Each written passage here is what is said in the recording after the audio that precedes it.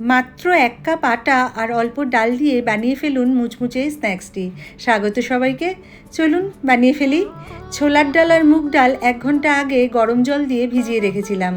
এবারে একটা পাত্রে 1 কাপ আটা, 1 চামচ সুজি, একটু খাবার সোডা, লবণ, চিনি, জোয়ান, কালো জিরে, গোটা জিরে, অল্প হলুদ, লঙ্কার গুঁড়ো আর 1.5 চামচ তেল দিয়ে অল্প অল্প করে জল দিয়ে খুব ভালো করে মেখে নিতে হবে। একটু নরম করে প্রথমে মাখতে হবে, কারণ সুজি থাকার কারণে সুজিটা ফুলে এটা আরেকটু টাইট হয়ে যাবে। এবারে ডালগুলোকেও অল্প জল দিয়ে আর লবণ দিয়ে ভালো করে বেটে নিতে হবে। এবার ডাল বাটার সাথে হিং, ভাজা মশলা, চিলি ফ্লেক্স দিয়ে ভালো করে মেখে নিয়ে আটার ডোটাকে আবারও একটু ঠেসে মেখে ঠিক যেভাবে রুটির জন্য আমরা গোল্লা পাকাই ওরকম গোল্লা করে নিতে হবে। এবারে বেলন চাকিতে আটা দিয়ে এবারে রুটির মতন করে বেলে নিতে হবে, একটু পাতলা করে।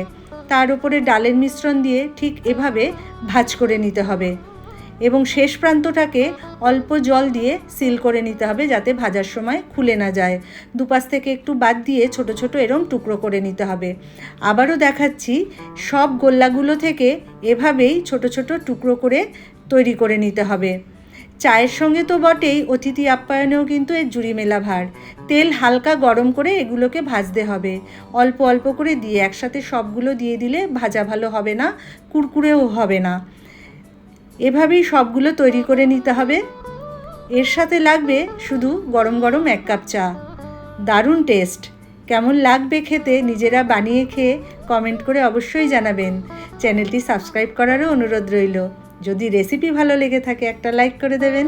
দেখা হবে পরের ভিডিওয়।